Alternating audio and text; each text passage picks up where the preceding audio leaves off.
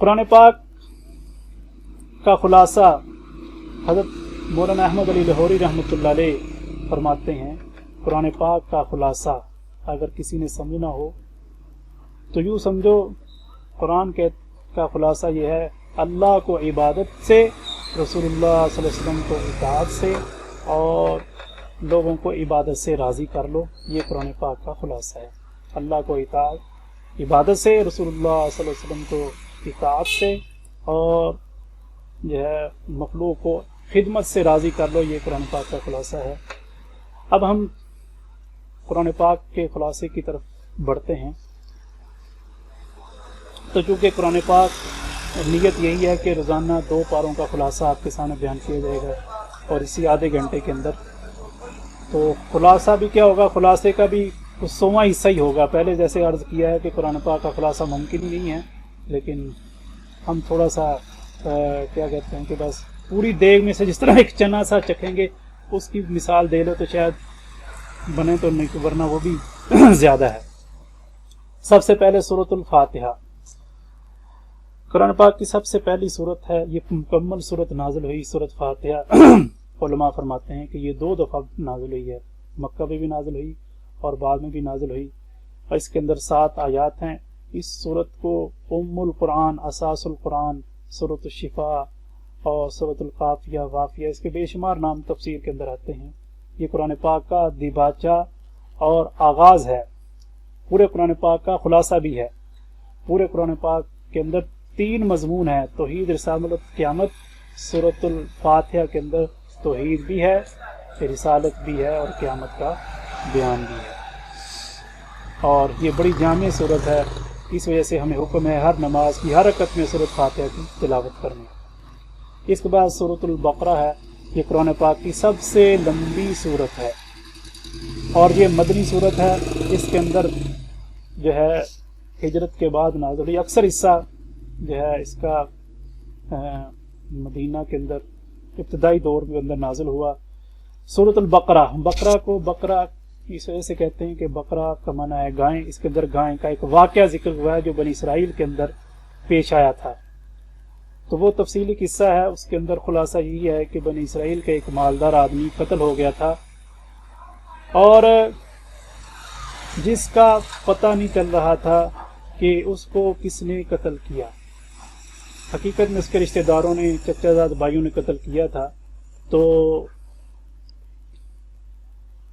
उन्होंने, बनी इसराइल ने मूसा अलैहिस्सलाम से पूछा कि इसको किसने कत्ल किया है। मूसा अलैहिस्सलाम ने अल्लाह से दुआ मांगी। अल्लाह ने फरमाया कि गाय ज़िबा करे, उसका गोश्त उसको लगाएं, पता लग जाएगा। लेकिन बनी इसराइल ने उसको मजाक समझा और उन्होंने कुछ निशानियां पूछी जो अल्लाह ने कुरान पाक में जिक्र की हैं। तो उन निशानियों वाली गायें वो बनी इसराइल को मिली। वो एक नेक आदमी थी, एक नेक आदमी की थी जो अपनी माँ का बड़ा ही फर्माबरदार था। उसके पास गाय का बिछड़ा था। उसकी मौत का वक़्त आया तो उसने अल्लाह से अर्ज़ किया कि मेरे बच्चे हैं और ये गाय है का बच्चा है, तू ही इसकी परवरिश करना। तो खुलासा ये कि वो आदमी फौत हो गया। उस गाय की परवरिश, वो जंगल में था, अल्लाह ने उसकी परवरिश की। जब बच्चा बड़ा हो गया तो वो गाय मिली और वो वही गाय थी जो बनी इसराइल की, जिसके अंदर सारी सिफात खूबियाँ पाई जाती थी जो अल्लाह ने कहा था। और उस गाय को उन्होंने ख़रीदा। उसकी कीमत जो लगी उस ज़माने में, जितना उसकी खाल के अंदर सोना आ सकता था, सोना, उतने मन सोना, यानी कि 3 मन की थी, 3 मन सोना देकर वो गाय खरीदी और उसका ज़िबा किया और उसका गोश्त या दुम का हिस्सा मुर्दे को लगाया। मुर्दा ज़िंदा हुआ। उसने बताया मुझे मेरे चचाजाद भाइयों ने कत्ल किया और फिर वो मुर्दा फौत हो गया। कितना काम किया। इससे एक बड़ा अजीम शान अकीदा भी सामने आ गया कि मरने के बाद ज़िंदगी है, मौत के बाद दोबारा ज़िंदा होना है। बनी इसराइल के अंदर ये अकीदा ख़त्म होता जा रहा था। अल्लाह ने ये मुर्दा उनको अकीदा भी समझा दिया। और दूसरी बात कि अल्लाह के अहकामात के अंदर टाल मटोल नहीं करनी चाहिए। सूरतुल बकरा का आगाज़ अलिफ लाम मीम से है। कुरान पाक खुद बड़ा मौइज़ा है और इसके अंदर जो सूरतों के शुरू में हरूफ मुक़त्तात लोहे कुरानी है, ये भी बहुत बड़ी जो है इल्मी एजाज़ है कि ऐसी चीज़ है कि जिसका बड़े से बड़े अरब वाले बड़े बड़े माहिर थे फसाद बलागत के, लेकिन वो इसका माना नहीं कर सके। آج تک کوئی اس کا معنی نہیں کر سکا. جنہوں نے اس کے معنی کیے ہیں وہ اس کا معنی جو ہے اندازے سے کر سکے ہیں، حقیقی معنی کوئی نہیں تلاش کر سکا. الف کا معنی اللہ، لام کا معنی جبرائیل، میم کا معنی محمد صلی اللہ علیہ وسلم، یہ لوگوں نے کیے ہیں، لیکن یہ اندازے کے ساتھ کیے ہیں.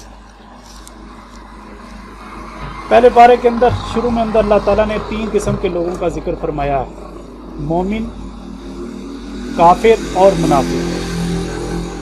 3 قسم کے لوگ آپ صلی اللہ علیہ وسلم کے زمانے میں موجود تھے: مومن ایمان والے، پکے مومن، کافر پکے کافر، اور منافق جو بظاہر ایمان رکھتے تھے اندر کفر تھا. یہ آپ صلی اللہ علیہ وسلم کے زمانے میں تھے. آپ علیہ السلام کے بعد اب یا ایمان والے ہیں یا کافر. ہم کسی کو منافق نہیں کہہ سکتے کیونکہ اس کا علم اللہ کے پاس ہے. اللہ کے نبی علیہ السلام نے کچھ نشانیاں ضرور بتائی ہیں کہ منافق کی، لیکن جس کے اندر وہ باتیں پائی جائیں گی ہم اس کو کہیں گے اس کے اندر منافقانہ علامات ضرور ہیں، لیکن ہم کسی کے بارے میں فیصلہ یا فتویٰ نہیں دیں گے کہ یہ منافق ہے.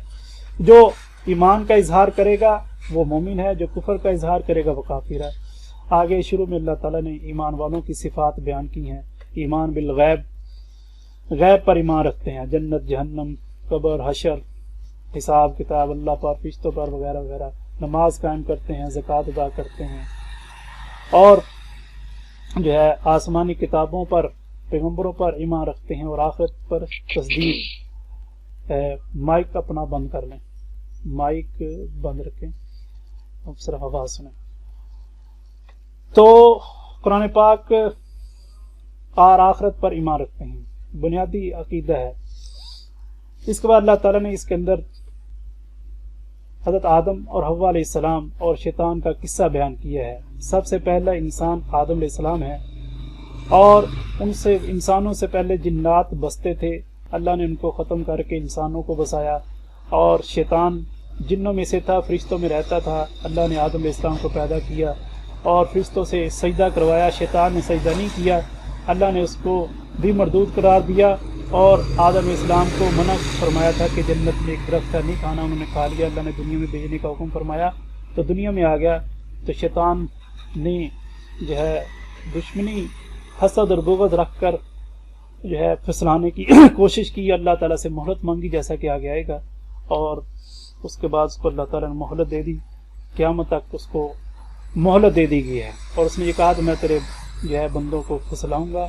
اللہ نے کہا تو میرے بندے ان پر تو تیرا بس نہیں چلے گا، ہاں جو تیرے پیچھے چلے گا تجھے بھی اور ان کو سب کو جہنم میں ڈالیں گے.